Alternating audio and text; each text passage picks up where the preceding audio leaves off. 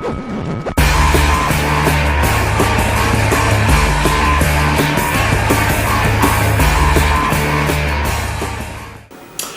everyone and welcome to CX Club. I'd like to introduce my esteemed colleague Christopher Brooks from Clientship. And first of all, Christopher, I'm going to ask you a calibration question. It's really important. So, the Simpsons or the Flintstones? Thought it was going to be something else then. The Simpsons, every time. I agree. Yeah, 100%. Me and the boys watch it. I've nearly seen every episode, I think. It's brilliant. It's brilliant. Cultural commentary. A guide for life. America. Exactly, I think that's perfectly right. So we're on the same page. It's good to know that we're on the same page. Today we're going to talk about leadership. We're going to talk about 6 subjects overall, but this first video is going to cover the first 3 subjects, and those 3 subjects are, I'm looking up at the board, that's where my prompt is, motivations for an organisation undertaking a customer experience transformation programme. Writing a business case to prove the case for customer experience, and then becoming a trusted advisor. The first topic that I want to cover off is what are the motivations, in your opinion, for an organisation undertaking a CX transformation programme? Okay, I think there's a poster motivations. There's the put the customer at the heart of our business. Mm-hmm. And then there's the real drivers. Now, if you look at customer experience as an alternative business model, then you can start to look at the commercial value you can drive. Yeah. You're looking at retention, you're looking at increasing the shortening the sales cycle, you're looking at reaching new markets, you're looking at distinction and differentiation. Mm-hmm. I think typically it's driven by fear and it's driven by risk.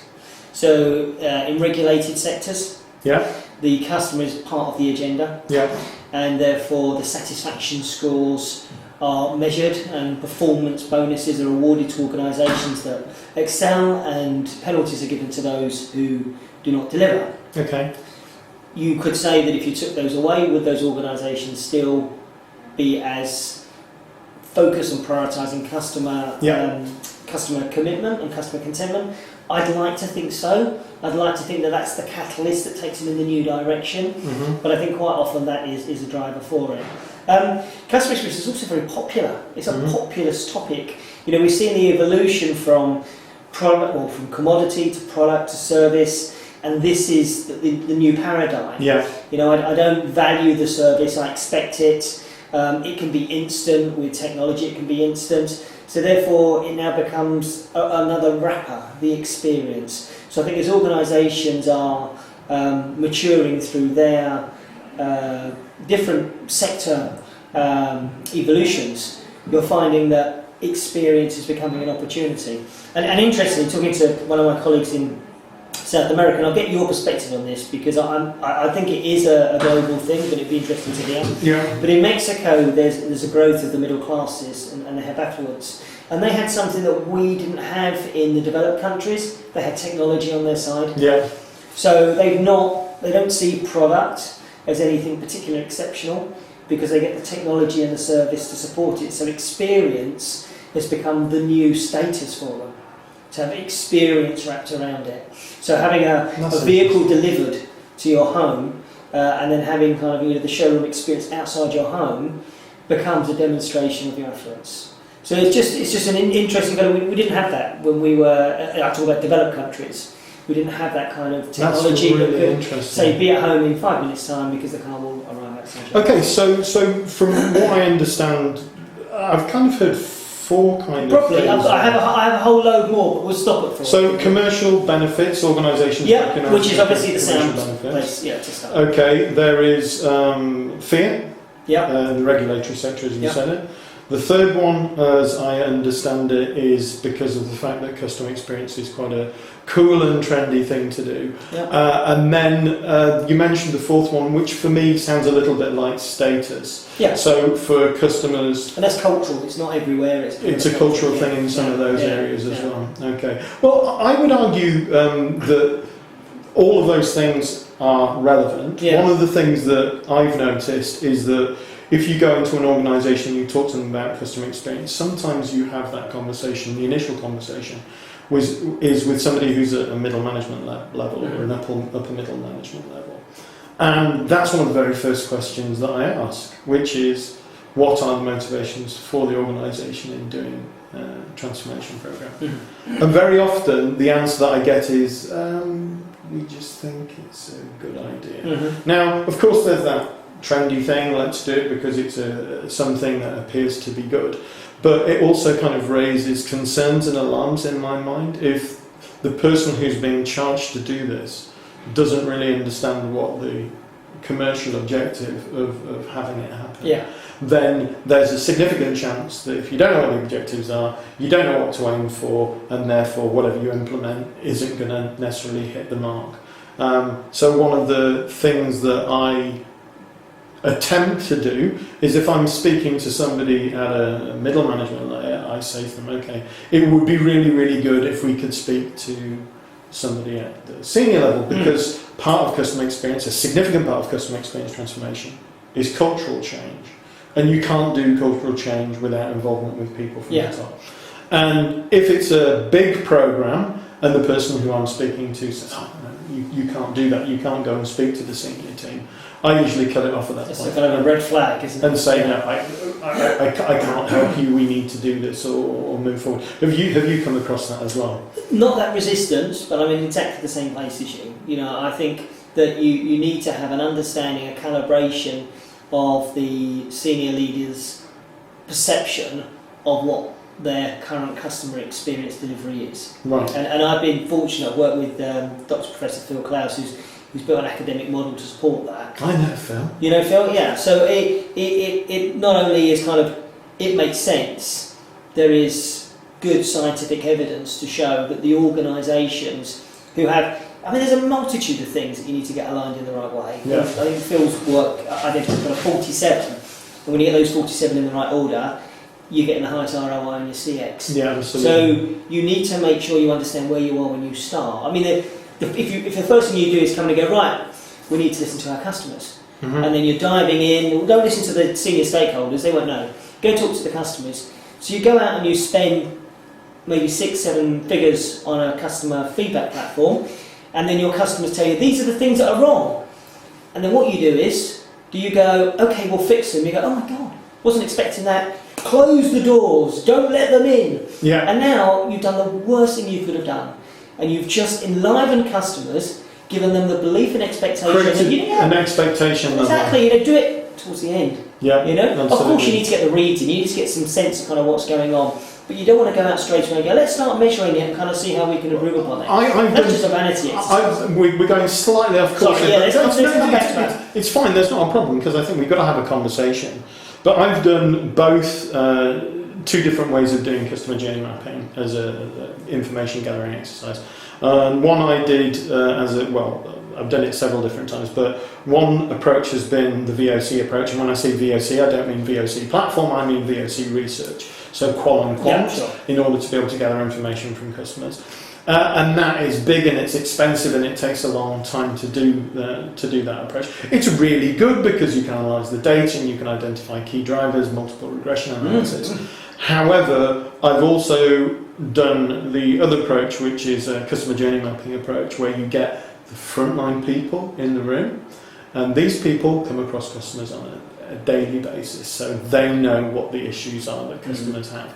And I often find that that's good because it's a better way of gathering information, but it's also a way in which you're not raising those customer expectations, as you've quite rightly pointed out, by asking customers the questions.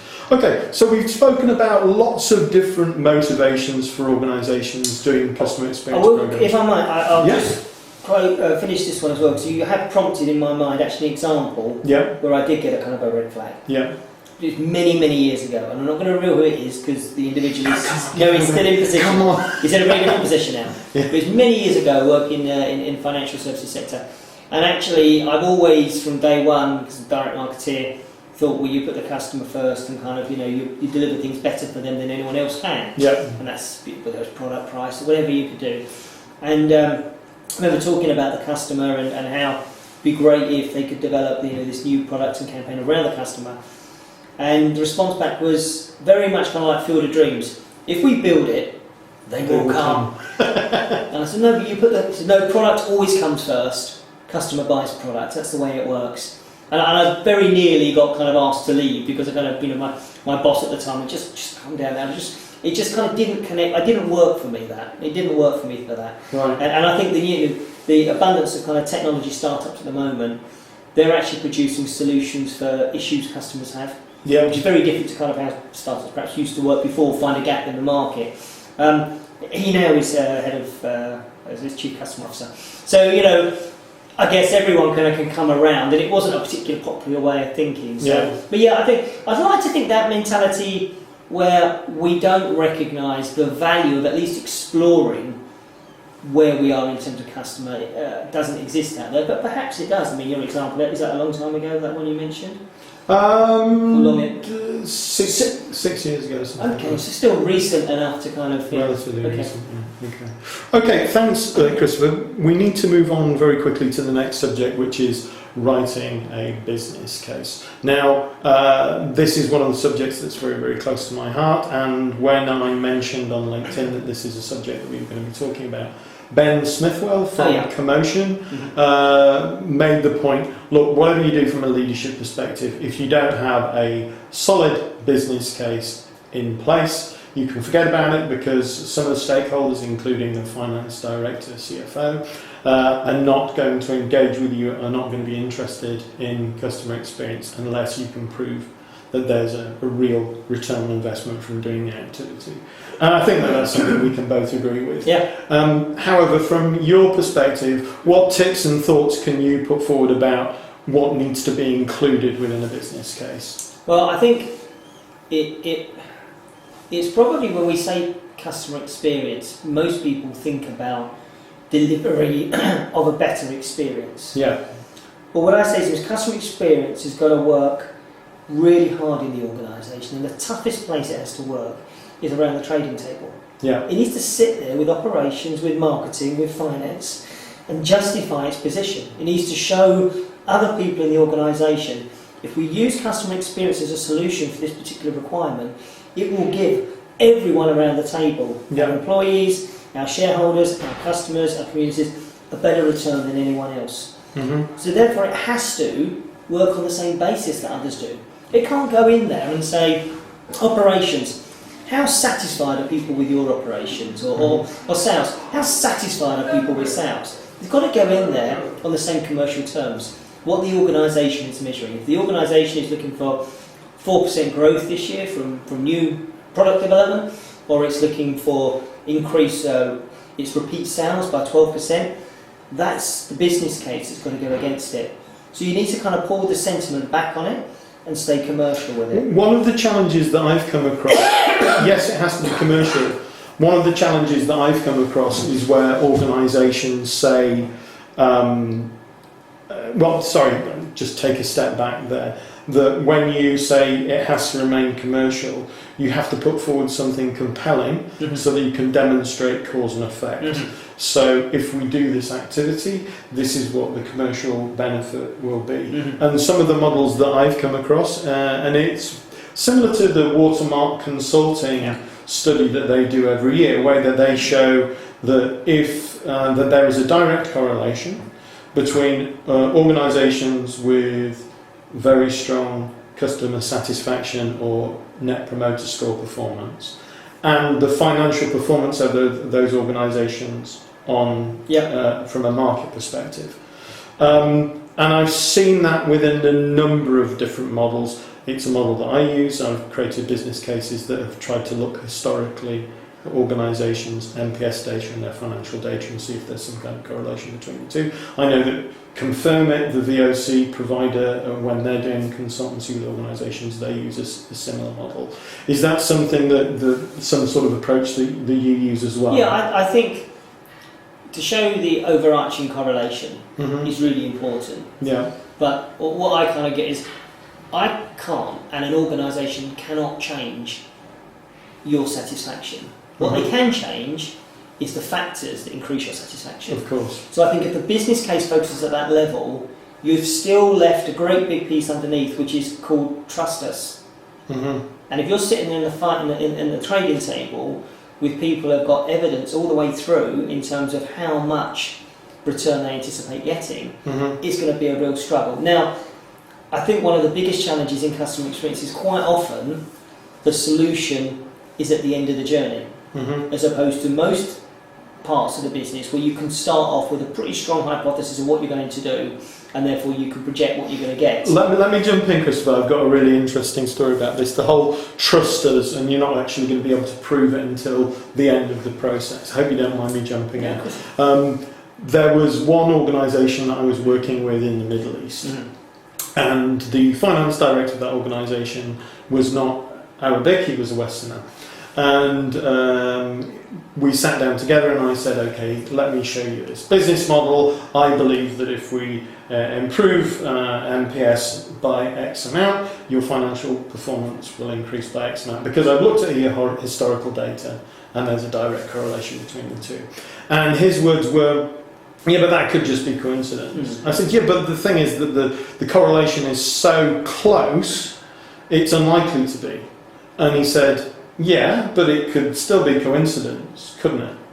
And I started to get a little bit hot under the collar. I was starting to worry about, okay, is this guy being deliberately difficult? I looked around the table and the other members of the senior team all had little wry smiles on their face. They knew what it was that he was trying to do.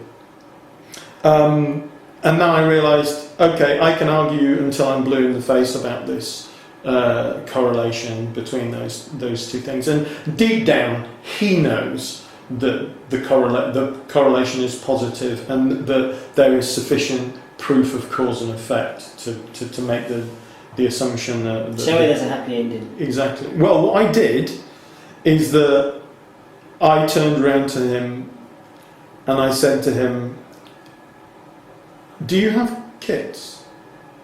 And he went, yeah. I said, this is going to sound like a really strange question, but do you love your kids? And he went, yeah, of course I do. Why are you asking me that question? And I turned around and I said, prove it. Now, it was a very risky strategy at the time. I don't think I would ever use it again. But he laughed, and he really started to laugh. And I think he got the point that at the end of the day, there has to be that trust element there. You have to believe that, okay, we can, within the business case, there's lots of evidence to suggest this is going to improve the commercial performance of the organisation. But at the end of the day, we know that this is the right thing to do by customers, and therefore, let's not think about this too much. Let's just go ahead and do it. Yeah, absolutely. But I think, as in CX management, what you've got to recognise is your customers are your associates you're working with. And if what we're looking to do for the end customer is fulfil what matters most to them in a more compelling way than anyone else can, why is it any different here?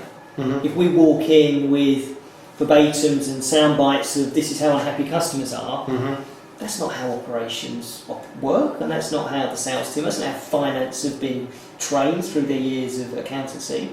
You've got to understand what's going to matter most to them, so that they go, oh my goodness, that is so the right solution, and it's also going to commit customers to us on terms that they value us for, not because we're selling to them. So you've got to kind of accept that this is quite a long piece. And that comes on to our next subject, actually, becoming a trusted advisor. Bingo. As if by magic. As if by magic. So what are your thoughts on becoming a trusted advisor? So I guess there's two types of advisors. There's advisors. Yeah, kind of, external come people. in and hopefully that conversation always starts with, I don't know why you're in my business. Absolutely. That's how it should start. Or there's the kind of internally, and I think we'll take it from the perspective of internally.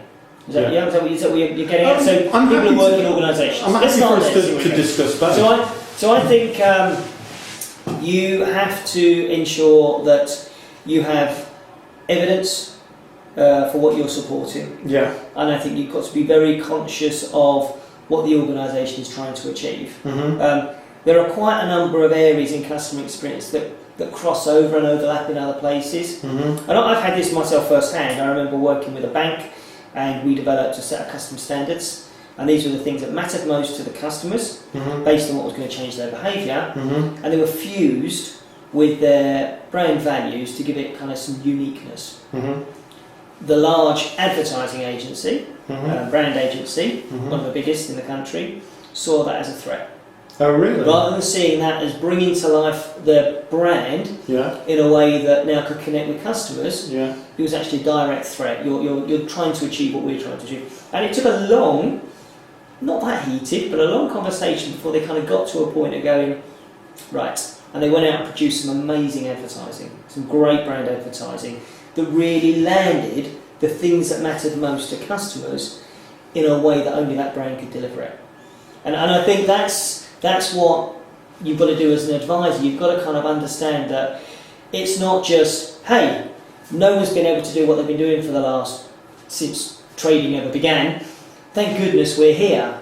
It's about kind of recognising that you're fitting into an existing model, Yeah. and you've got to kind of evolve that. I was up at Mini Factory. What was really interesting walking around the Mini Factory is that they've now started to do electric cars. Yeah. Now, electric cars are going to be the only thing in the future. Yeah. I guess that's the case, or we're going to be in some sort of Mad Max world. And they kind of had a choice. Let's open a brand new factory because it's all about electricity Mm-hmm. and electric cars. And the team went, no, let's have a look and see the ways of working at the moment to see, can we incorporate the electric components into the current production lines? And they went through and they worked out exactly where the opportunities were, and now it fits in. So the business model of every single vehicle is individually ordered, can still stay the same.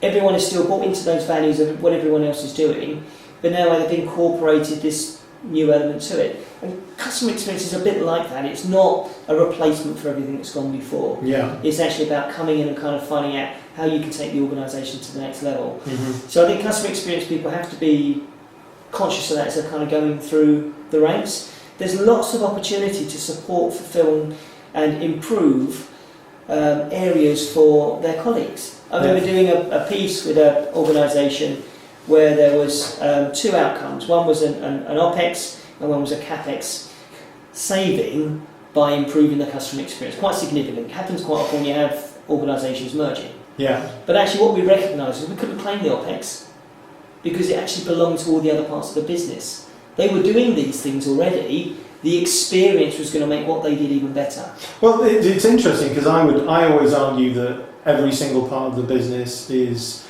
involved either directly or indirectly in the delivery of the customer experience, and therefore very often, you can, which is one of the reasons why you Watermark look at the relationship between NPS and overall financial performance of the organisation. Mm-hmm. It's interesting what you say about as a consultant coming into an organisation and becoming a trusted advisor. It's very dangerous to come into the organisation and say, you're doing it all wrong, because as a consultant we want to prove that we're good at what we do, but I have seen situations where I've been associates of other consultancies and we've gone through the door and the senior consultant on that particular project said, oh, you're doing it all wrong, and we didn't get the piece of work, and part of the feedback was that it didn't feel like you'd become a trusted advisor, it just felt like you'd come in and criticise the organisation. Got to come in and understand what the decision-making unit in the organisation are, who the gatekeepers are, who the decision makers are, and then the point that you make, which is that every single part of the operation is involved in delivering customer experience. So you've got to understand what the motivations of the different parts of the organisation are and create this common theme that everybody in the organisation can relate to and agree with. And you've got to recognise what your remit is as well. Yeah. I mean, I remember the very first, worked for, spent a lot of time in the world of agencies, and the very first gig we got set up as a consultancy was for an international brand, big international brand, and they wanted me and my colleague to go in there based on my experience and my credibility, but the thing they wanted us to go in and do wasn't what we felt we had a specialism in.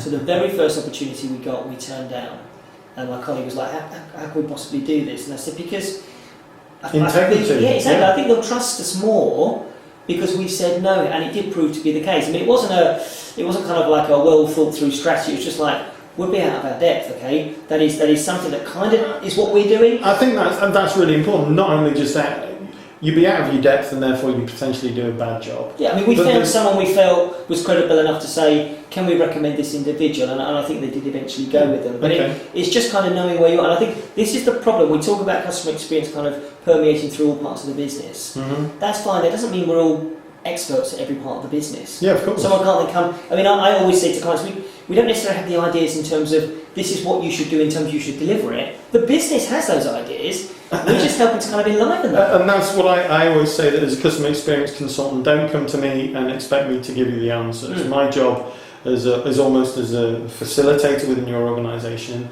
to draw out the ideas as to how we solve the problems that exist. You know, the ideas are already there. Part of the problem, and this is the old adage of borrow your watch to tell you the time, but very often as a consultant, our job is to go in there and not provide the answers, but to know the questions to ask in order to draw the answers out of the organisation. I mean, I talk about it in terms of kind of unleashing their CX superpowers. Mm-hmm. You know, and what I've found is I've been around, you know, a long time doing what I've been doing, and I see. You don't look that old, Christopher. Thank you, perfect. And I see a lot of people now that I've worked with many years ago in great positions. Yeah. And they did the right things. You know, they're good people with integrity. They made the right choices, and they had those. They've had those superpowers. They really analyse effectively. Great influencers, and they come up with great. And I love getting involved with. Would you like to participate in? You know, we're doing a to-be workshop, and we're going to look at actually what the output could be. And it's great. I know I'm not a specialist in, I don't know, crop protection in the agriculture sector. Of course. I don't know how that whole thing works. Yeah. So I can certainly get to a point of understanding what the customer's looking for and what matters most to them and how the organisation can position itself to deliver it. But to actually come up with the chemical compound or the proposition that wrapped around it, I think that's where consultants sometimes kind of forget that's drifting. You're drifting now. You can't be an expert. And you're too invested in it. I often get asked the question, "Oh, you're a customer experience guy. So which sectors?" And my answer to that is, I have done work in quite a few sectors. So I've specialised in insurance, and I've financial services, telecommunications, aviation, and airlines. So there are certain industries where I've focused. But at the end of the day, my answer is no particular sectors, because the approach that I take is about customers. It's not about the performance of the organisation. Okay, Christopher, thank you very much for covering off those first three subjects. We're going to see each other in the next video as well, and talk about the next three subjects. But thank you very much for your time. Thank you. I mean, really interesting topics. It's great to talk with you always, Ian, but I mean, these are really interesting topics, so thank you. Thank you very much. I'll see you in the next video. Okay, goodbye. Cheers. See you all. Bye. Bye.